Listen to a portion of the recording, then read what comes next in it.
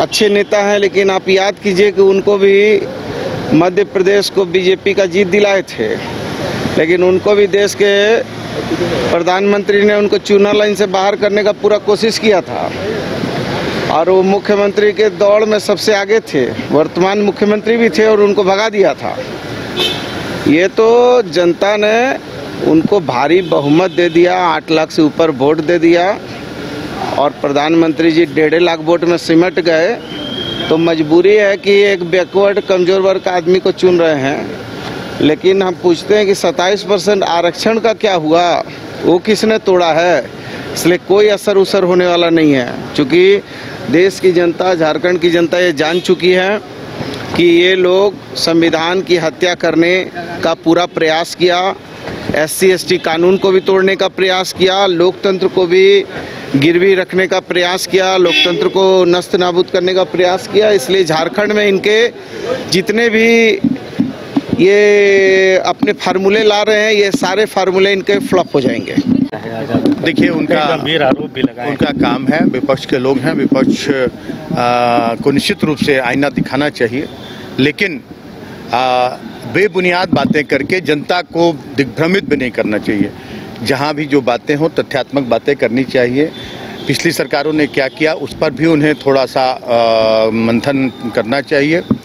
और हम लोगों ने 2019 में इन विपरीत परिस्थितियों में पेयजल को लेकर कैसे काम किए। आज लोग कहते हैं कि केंद्र सरकार की योजना है, नल जल योजना केंद्र सरकार कर रही है। केंद्र सरकार का नाम भी नहीं होता है, व्यक्तिगत नाम होता है।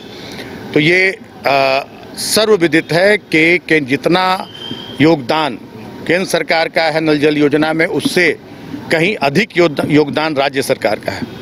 राज्य सरकार उससे अधिक राशि भी उपलब्ध कराती है और उसके साथ साथ सारी मॉनिटरिंग, सारी व्यवस्था राज्य सरकार की होती है और केंद्र सरकार अपना पीठ थपथपाती है। उससे पहले कितने हैंडपम्प दिए गए राज्य की जनता को, इसका भी आकलन होना चाहिए।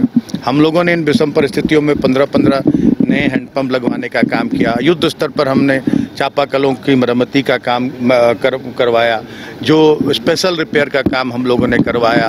नल जल की योजना पर तेज़ी से काम हो रहे हैं। तो हम काम पर विश्वास रखते हैं, हम कौन क्या कह रहा है उसको हम नज़रअंदाज करते हैं। और इस बार निश्चित रूप से हम ये आपके सामने हम मानने के लिए तैयार हैं कि इस बार की जो भीषण गर्मी पड़ी, कुछ जगहों पर लोगों को परेशानियां हुई हैं, लेकिन आने वाले दिनों में आप देखेंगे कि ऐसी स्थिति बनेगी कि सभी घरों में शुद्ध पेयजल पर्याप्त मात्रा में उपलब्ध होगा। मद्देनजर तो क्या विधानसभा चुनाव के मद्देनजर आपको लगता है कि अब संगठन में, पार्टी में उनको एक बड़ी जिम्मेवारी मिल जानी चाहिए?